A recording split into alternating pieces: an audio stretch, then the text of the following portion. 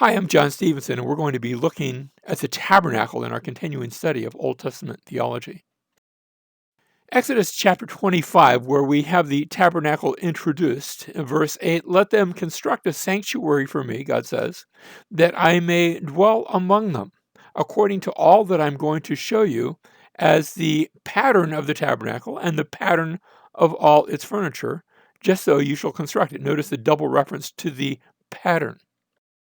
That reference is picked up by the writer of the Epistle to the Hebrews. He says beginning in chapter 8, verse 4, now if he were on earth, he would not be a priest at all, speaking of Jesus, since there are those who offer the gifts according to the law, who serve and notice the reference here, a copy and a shadow of the heavenly things. That is, those things that are on earth. Back in Moses' day was a tabernacle. Once Solomon came and the temple was built, the tabernacle was replaced by the temple. But notice the writer says that those things, the tabernacle, the temple, the elements of worship that went on inside of it, all of those were merely a copy and a shadow of the heavenly things. That is, the earthly tabernacle, the earthly temple, all of the adornments and the rituals and the ceremonies were all copies of heavenly realities. And he goes on to quote the passage that we just read, just as Moses was warned by God when he was about to erect the tabernacle. For see, he says, that you make all things according, and here it is, to the pattern which was shown you on the holy mountain. So that there was a distinctive pattern. Now that doesn't mean that the tabernacle that was made by God that doesn't mean there were no other temples or even other tents of worship anywhere in the ancient world. But this one was special, even though it copied some things that were known in antiquity. It was special because it was depicting heavenly realities. We begin by looking at the ark. Exodus 25:10, they shall construct an ark, and that term ark there, an aron is the Hebrew word. Now that's different from what you had when we referred to the ark in the days of Noah. He built a teba. That's a different Hebrew word. I know we use the same English word ark, and that's probably unfortunate. But this was an aron. An aron is a box in which you keep some things. In fact, if you go to Israel today and you ask where is the aron, they'll show you the closet. That's the term that's used for a closet today in modern day Hebrew. They shall construct an ark of acacia wood, 2.5 cubits long. A cubit is from your fingertips to your elbow, so roughly around 18 inches. It gives you sort of the dimensions of the ark, and 1.5 cubits wide and 1.5 cubits high. So notice it's rectangular. It's not a perfect square. It's rectangular. You shall make a mercy seat, and that term mercy seat is a kaphoret. Actually, that's just the word for covering. In fact, we have later on that word where you're going to refer to Yom Kippur, the day of the covering or the day of atonement. It's also been translated.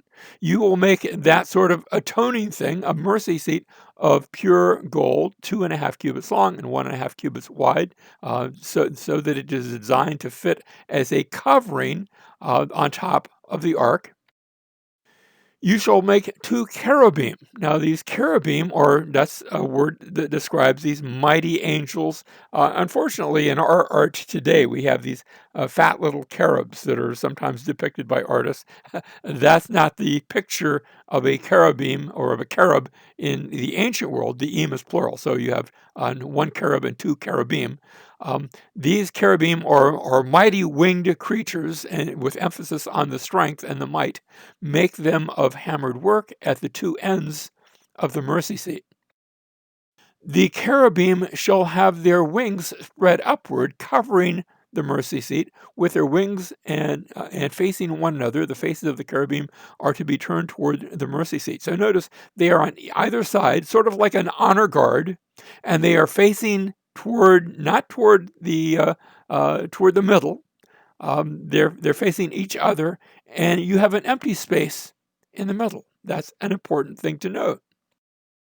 There I will meet with you, And from not on the mercy seat, but from above the mercy seat, from between the two cherubim, that empty space, which isn't going to be empty at all in reality, from between the two cherubim which are upon the ark of the testimony, I will speak to you about all that I will give you in commandment for the sons of Israel. So this was the place where God was going to meet with his people. His presence would be manifested in this empty space, which wasn't really going to be empty, but God is invisible. You can't see God. So that's the place where his presence would be manifested.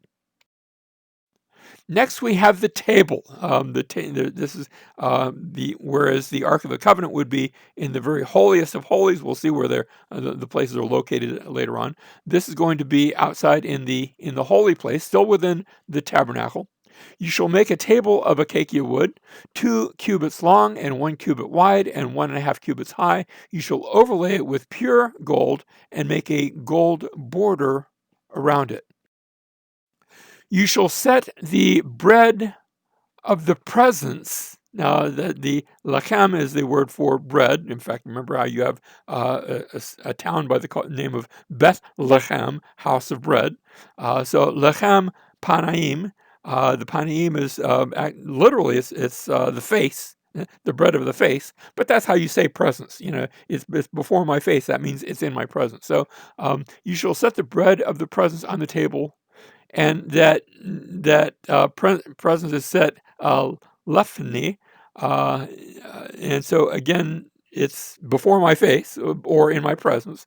It's before me at all times, and so it's the bread of the presence that is set before the presence of God. Next, you have the lampstand. You shall make a lampstand of pure gold. The lampstand and its base and its shaft are to be made of hammered work.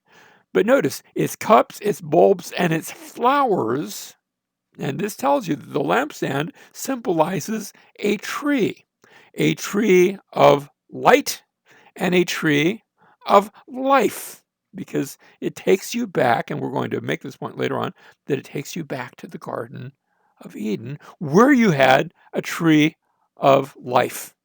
And so notice its bulbs and its flowers shall be one piece with it. It was to be fashioned in the form of a living thing.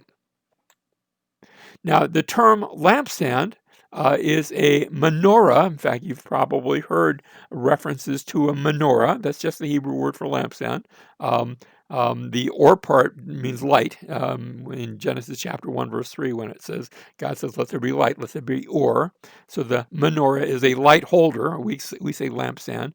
Some translations, some old translations said candlesticks, and that's not very good because they didn't have candles. Instead, these were light holders. These were bulbs that were filled with oil on which a wick could be placed so that it would burn. So, and hence the idea of a lampstand. And lamps were a very big deal. That's what you used once the sun went down. Once it got dark, you would light a lamp to light up the room in which you were. And so you have not one, but a 7-branched lampstand with 7 places for light to shine. And remember, 7 is a sort of a perfect number, a number of completion throughout the Bible.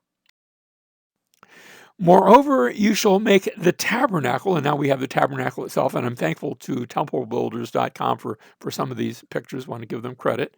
Moreover, you shall make the tabernacle with 10 curtains of fine twisted linen. Now, 10 is another important number. Remember how you have 10 plagues and 10 commandments and 10 curtains in the tabernacle, and somebody actually counted 10 items in the tabernacle. I suppose that works too. But here there are 10 curtains of fine twisted linen and purple and blue and scarlet material. You shall make them with cherubim. That is, they are to have cherubim woven into it. So not only do you have the 2 cherubim which are on the Ark of the Covenant, but also in the material, the work of a skillful workman.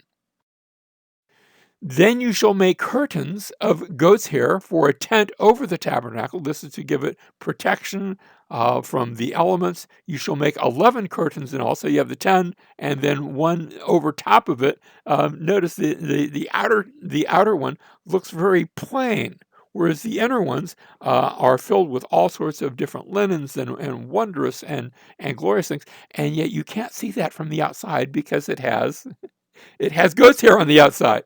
If you look at it from the outside, it looks rather plain. It reminds me of someone who became flesh and from the outside looked rather plain, and yet within, when you realize who he really was, there was a glory that could not be explained in a natural way. You shall make a covering for the tent of ram skins dyed red, and a covering of porpoise skins above. So you have these various coverings that are over top. You shall make a veil of blue and purple and scarlet material and fine twisted linen. It shall be made with cherubim, the work of a skillful workman. So notice you have the tabernacle itself divided into what we're going to call the holy place. And then beyond the veil will be a very holy place. The way you say that in Hebrew is you say it twice, a holy of holies, and separated by that veil. Into that outer court, we're going to see the priests each day going in and filling the lampstand with oil and replacing things like the bread and offering incense upon the altar. There'll be an altar of incense inside, but past the veil, only the high priest will go, and only once a year. You shall hang, this is speaking of the veil still, you shall hang it on 4 pillars of acacia overlaid with gold, their hooks also being of gold, on 4 sockets of silver. You shall hang up the veil under the clasps, and shall bring in the ark of the testimony there within the veil, and the veil shall serve for you as a partition between the holy place and the holy of holies. You shall set the table outside the veil, and the lampstand opposite the table on the side of the tabernacle toward the south. The tabernacle itself, the entrance of the tabernacle is going to face east toward the rising sun. I think there's some symbolism there too. And you shall put the table on the north side, standing immediately before the veil was the altar of incense. He says, Exodus chapter 30 and verse 1, moreover, you shall make an altar as a place for burning incense. You shall make it of acacia wood. Its length shall be a cubit, its width a cubit, it shall be square, and its height shall be 2 cubits, its horn shall be one piece with it. Now, the altar of incense, we're going to see in a moment, the altar that is outside the tabernacle. The altar of incense was the place of prayer. Into the holy place, priests would come each morning, each evening, after the morning and evening sacrifices. And once the sacrifices had been accomplished, then a priest would come in and he would come up to this altar and he would sprinkle incense upon the hot coals. The coals had been placed there by another priest just prior.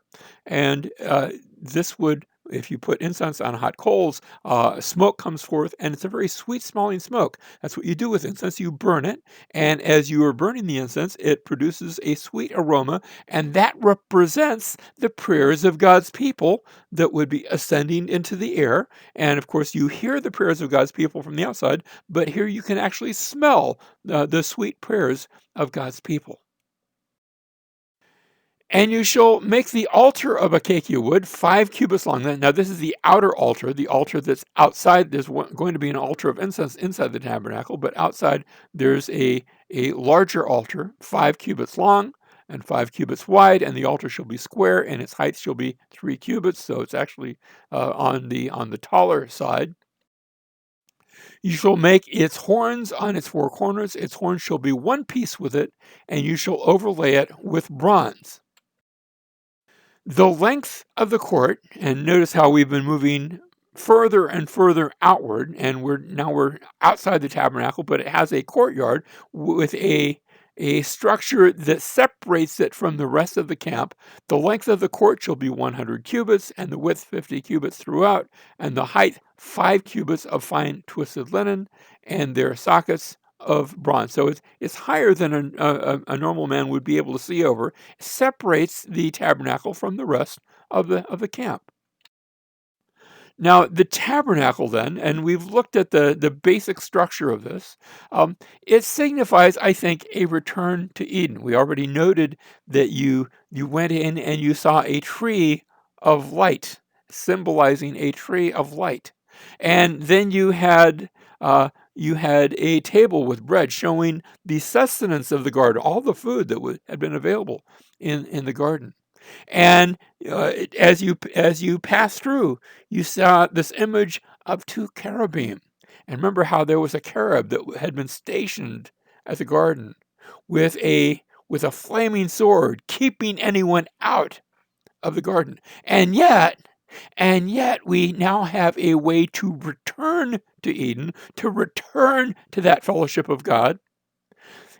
And it's done by killing an innocent animal, a substitute that dies so that those who go in may live and be reunited in fellowship with the Lord. It is therefore a picture of the atonement. In fact, the Day of Atonement will focus particularly on the tabernacle. There will be other feasts that will have involvement there, but won't have the tabernacle as its primary source of attention. For example, at Passover, yes, they would have sacrifices that day. Yes, the sheep would be killed that day, but the Passover would actually be eaten in people's homes, in people's tents, where the people reside. Or you have other feasts, like the Feast of Pentecost, where a sheaf of bread had been, actually 2 loaves of bread would be brought and offered before the Lord, but they wouldn't go into the tabernacle, they would be offered on the outside. You have the Feast of Tabernacles, in a time when everybody would build their own little tiny tabernacle, when everybody would build their own little booth and live in booths in the same way that God had lived in a tent and the people had lived in a tent for so many years. But on Yom Kippur, on the Day of Atonement, that's the day that had the tabernacle as its primary focus. That is the day when not only would the priest go into the holy place, but the high priest himself would go into the Holy of Holies, there to make atonement for the sins of the nation. And finally, we see the tabernacle as a picture of God tenting with his people, where God comes and abides in a tent. As they were living in tents surrounding him, so he would be in a tent among his people. In that sense, we read John chapter 1, verse 14, the Word became flesh, and our translation says dwelt among us. Actually, we could have rendered that and tented among us. The term there is the verbal form of what is, as a noun, is normally translated as a tent. He tented among us, and we saw his glory. Glory as of the only begotten from the Father, full of grace and truth.